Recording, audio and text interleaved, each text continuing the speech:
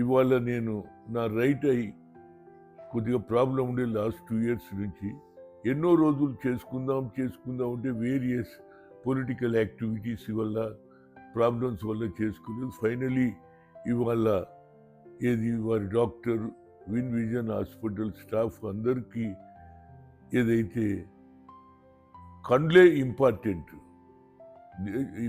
ఎవరికి ఏది ఉన్నా కాలుకు దెబ్బ తగిలినా చేయికి దెబ్బ తగిలినా చూసే కెపాసిటీ కండ్లు. ఈ కండ్లు బాగుంటేనే ప్రపంచాన్ని చూడొచ్చు, ఫ్యామిలీని చూడొచ్చు, ప్రతి ఒక్కరికి కూడా సాయం చేయొచ్చు. అంటే కండ్లు నువ్వు బాగా చూసుకోవాలని ప్రజలకు చెప్తున్నా.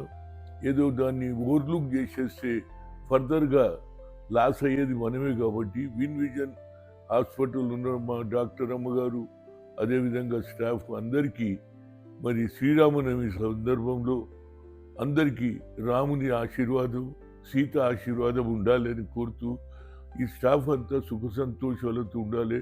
వచ్చిన పేషెంట్లను కూడా బాగా చూసుకుంటారని తెలిసింది.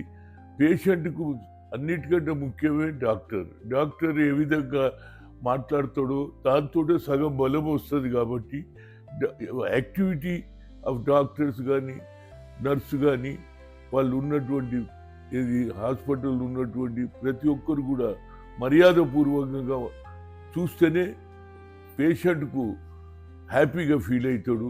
కనుక ఈ హాస్పిటల్ బాగా పనిచేస్తుంది. శ్రీరామనవమి సందర్భంలో వారి కుటుంబ సభ్యులకు ప్రతి స్టాఫ్కు శ్రీరామనవమి బాగా జరుపుకోవాలి. ప్రతి ఒక్కరు రాముని ఆశీర్వాదం ఉండాలని కోరుతూ ట్రీట్మెంట్ బాగా జరిగిందని నేను సంతోషంగా మరొకసారి వారందరికీ నా హృదయపూర్వక ధన్యవాదాలు.